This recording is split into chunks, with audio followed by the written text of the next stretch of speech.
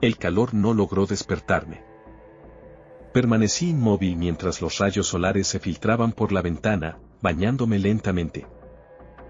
Al abrir los ojos, supe inmediatamente que estaba retrasado para la clase. Es esa sensación en el estómago que te alerta cuando algo no va bien, ¿verdad? Mi esposa solía encargarse de poner la alarma cada mañana. Ahora que duermo solo, a menudo se me olvida antes de irme a la cama. Si llego tarde, mis hijas también lo hacen, ya que soy su alarma humana. A pesar de mis reiteradas peticiones para que ajusten sus propias alarmas, parecen ignorarme. Si yo fallo, ellas también. Las despierto entre gritos y alboroto hasta que se levantan y están listas para irse. Se dibujan muecas en sus rostros cuando les digo que no hay tiempo para desayunar. Solo súbanse al coche y podrán agarrar algo rápido durante el receso. Les doy un beso a Abby, la mayor, en la frente y a Lucy, la menor, en la mejilla al dejarlas en la escuela. Abby frunce el ceño, frotándose el lugar del beso, mientras Lucy sonríe ampliamente diciéndome te amo, papá. Luego conduzco hasta mi escuela, busco dónde estacionar y entro rápidamente.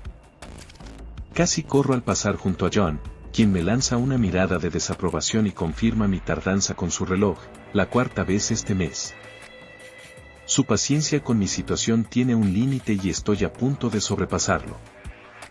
Así termina el caos matutino y me encuentro frente a 30 pares de ojos expectantes, sintiéndome como si tuviera una resaca monumental, lista para estallar. Buenos días, clase, digo. Buenos días, señor Smith, responden al unísono. Lo que realmente temo son los lunes, el día de retroalimentación, cuando debo mirarla a los ojos y preguntarle sobre otra de sus inquietantes historias. Las tareas de escritura creativa se entregan los viernes, y es entonces cuando ella coloca suavemente su trabajo en mi escritorio. Me estremezco al ver su letra en bucle. Es la única clase que me inquieta en toda la semana, y tengo la suerte de que sea el lunes por la mañana. Estos niños tienen 12 o 13 años, así que la mayoría de sus historias son meras imitaciones de la última película que han visto, un festival de símiles y adjetivos. Pero el trabajo de Sophie es diferente. Le he sugerido que pruebe otros estilos, y siempre sonríe y dice que lo hará, para luego entregarme el siguiente capítulo de su historia el viernes. Cordelia y Ofelia, dos princesas que viven en un castillo ruinoso en un reino distante, pasan sus días hurtando frutas y carnes en el mercado del pueblo, a pesar de ser hijas del rey. En la primera historia que leí sobre sus audaces hazañas, las capturaron intentando robar al viejo y malhumorado pescadero, quien, al darse cuenta de quiénes eran, las dejó ir presa del pánico. Le di a Sophie una A por su frescura e imaginación. Sin embargo, la siguiente historia tomó un giro más sombrío con la introducción del hombre de obsidiana. Este personaje, nunca descrito en detalle, es una presencia en sus historias que solo Cordelia puede ver. Sophie lo inserta en escenas con gran sutileza, como en la historia donde Cordelia debe buscar medicina en el pueblo para Ofelia. El hombre de obsidiana aparece al lado de la cama de Ofelia cuando Cordelia se va y la sigue al bosque. ¿Quién es este personaje?, le pregunté. Ella se encogió de hombros, indicando que no había pensado mucho en él. ¿Qué hace?, insistí, argumentando que un personaje así no se introduce sin razón. Siempre está ahí, fue su única respuesta. No entendí las 3 o 4 historias siguientes, donde las dos hermanas emprenden aventuras mientras el rey está ausente, y el hombre de obsidiana siempre cerca, sin intervenir realmente. Luego llegó la historia en la que el hombre de obsidiana se adelanta, comenzando a susurrarle a la princesa Cordelia por las noches. Ella intenta ignorarlo, pero describe cómo no puede dormir con su voz en su cabeza, una voz tan grave que puede sentir en el estómago.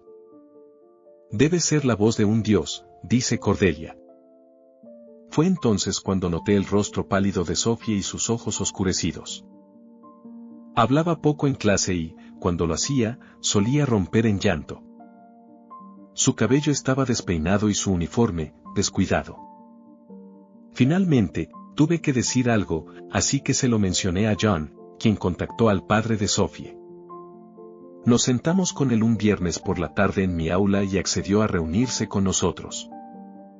Le expresé mi preocupación de que Sophie podría estar utilizando sus historias para expresar problemas personales. El señor Sterling nos contó que Sophie y su hermana pequeña se habían vuelto cada vez más retraídas desde su separación con su esposa. Dijo que estaba preocupado, pero entre cuidar a 2 hijos y 2 trabajos, apenas tenía tiempo para hablar con ellas. Ion sugirió que el señor Sterling era el rey, Sophie era Cordelia, su hermana era Ofelia, y el hombre de obsidiana era una metáfora del divorcio de sus padres. Una presencia constante en la que Sophie no podía dejar de pensar. Nos aconsejó animar a Sophie a seguir escribiendo sobre ello, como una forma de terapia. El señor Sterling pareció satisfecho con la idea, pero yo no estaba tan seguro. Los paralelismos entre la situación del señor Sterling y la mía eran evidentes. Simplemente era un hombre intentando hacer lo mejor por su familia. Es inquietante, le dije, pasándole copias de las historias. Sophie nunca robaría, casi gritó cuando le señalé las historias en las que el hombre de obsidiana la convencía de ir al mercado y tomar lo que quisiera. Las historias se volvieron más oscuras con el tiempo, revelando un tema recurrente, la ausencia del rey, siempre ocupado en batallas o embriagándose en fiestas. El hombre de obsidiana influenciaba a Cordelia para que hiciera cosas terribles a su hermana, susurrándole al oído hasta que ella obedecía para hacerlo callar. Luego obligaba a su hermana a beber leche agria hasta enfermar. Cordelia deseaba detenerse, mas no lo lograba. El hombre de obsidiana parecía controlarla. El rey jamás sospechó. La historia siempre culminaba con él solicitando a Cordelia un presente que demostrara su amor. Ella creaba joyas con botellas recicladas y papel, mientras él se aseaba en solitario. Su aura oscura era palpable, aunque invisible. Mi preocupación por Mónica, la hermana menor de Sophie, era profunda. Estudiaba un curso por debajo de Sophie, pero no compartíamos la clase de inglés. Informé a John sobre estos acontecimientos, buscando desmentirlos. Ion contactó al rey, quien negó haber notado algo anormal entre sus hijas, lo cual no me sorprendió. Leer los relatos de Sophie me partía el alma. Pasaba los viernes noches sumergido en sus historias, conteniendo la respiración ante el horror en las suyas. El hombre de obsidiana también se infiltró en mi vida. Un viernes de octubre recibí su último cuento, El hombre de obsidiana retrocede. Esperaba que narrara cómo Sophie vencía sus temores, pero estaba equivocado. Cordelia había introducido clandestinamente en el castillo ánforas de aceite, robadas al pueblo por orden del hombre de obsidiana. El rey, distraído por una guerra, no se percató. Ella ocultó las ánforas en las mazmorras y, un día, con el rey ausente, el hombre de obsidiana le instruyó incendiar el castillo. Vierte más en la habitación de Orpelia, cerca de puertas y ventanas. Limpiemos este lugar. Eres una buena chica, escribió Sophie sobre la voz metálica del hombre. La historia concluye con Cordelia frente al castillo, antorcha en mano, y una línea de aceite esperando ser encendida. El hombre de obsidiana le tocó el hombro, su contacto fue el primero aquí. Aterrada, pero segura de su acción. Él susurró, su aliento frío en su cuello. Dejé caer el relato, incapaz de seguir. Llamé a John, quien prometió hablar con Sophie. Tras colgar, necesité un trago de whisky. La mañana siguiente, desperté en mi sala, el teléfono zumbando. John reportó robos de gasolina en la ciudad, posiblemente por una joven vista con bidones. Temí que fuera Sophie. En lugar de ir a la comisaría, fui a casa de los Sterling. El señor Sterling negó inicialmente cualquier implicación de Sophie, pero admitió su ausencia la noche anterior. Cuando Sophie apareció, negó todo, pero se tornó agresiva. No estás en problemas, queremos ayudarte, intenté calmarla, pero ella gritó, pidiéndome irme. El señor Sterling intervino, administrando una inyección que calmó a Sophie tras una convulsión. Me pidió irme. Confundido y tembloroso, regresé a casa, sin estar preparado para lo vivido. En la tienda, Andy me preguntó por mi bienestar, luego mencionó haber visto a Abby, mi hija, robando. El relato de Sophie concluyó con una escena de ella corriendo a casa, más rápido que nunca.